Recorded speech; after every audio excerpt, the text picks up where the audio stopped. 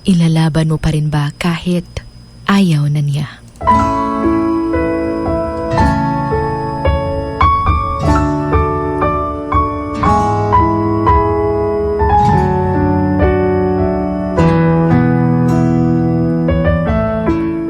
Iko-convince mo ba ang taong mahal mo na hindi na kayo maghiwalay at ipaglaban niyo pa kung anong meron kayong dalawa? O hahayaan mo na lang siya kahit mahal na mahal mo pa? Mahirap ipaglaban ang isang taong alam mong hindi na masaya kasama ka. Yung bakit ka pa kakapit kung ikaw na lang ang kumakapit. Sabi nila, kung kaya pang ipaglaban, ipaglaban mo raw.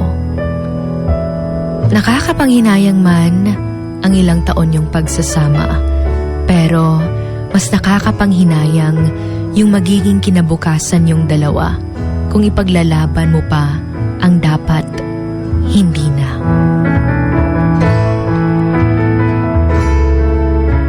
Nakakapanghinayang yung masasayang panahon na pwede nyo pa sanang pagsaluhan in the future. Nakakapanghinayang ang magandang future na nag-aantay pa sana sa inyong dalawa. Lalong napakahirap mag-decide kapag nakakulong ka pa sa pag-iisip na ang tagal nyo na sayang yung ilang taon yung pagsasama. Kaya dapat kapag nasa ganitong sitwasyon ka, it is important na i-consider ang situation. Lalo-lalo na't nahihirapan ka. Lalo na't nararamdaman mong nagiging unhealthy na. Alam mo naman sa sarili mo na mahal mo siya. Pero nararamdaman mong parang may kulang. Nawawala na yung dating sigla. Nawawala na yung dating lambing. Kaya hindi mo siya basta-bastang mabitawan dahil mahal mo pa siya. And that's something na nag-hold sa'yo para ipaglaban pa. Sana. But there are relationships na di taangay magmahay pa if ever nga mag-end man gani.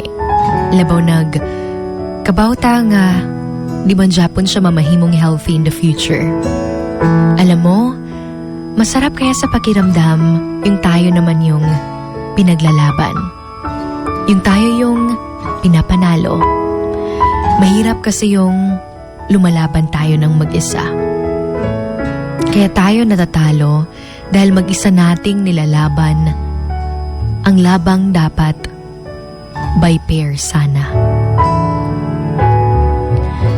Kaya tayo nahihirapan dahil atin pa ring hinahawakan ang bagay na dapat na sanang binitawan.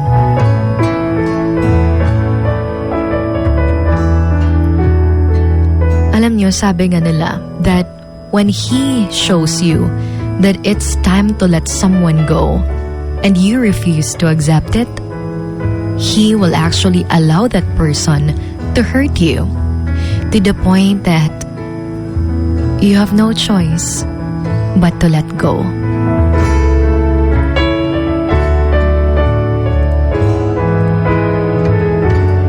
This is Sugar Dolly, ang inyong hugot babe, right here sa Wild FM 103.1. This is Emotions Going Wild. Emotions Going Wild. Wild FM. Emotions Going Wild. Wild FM.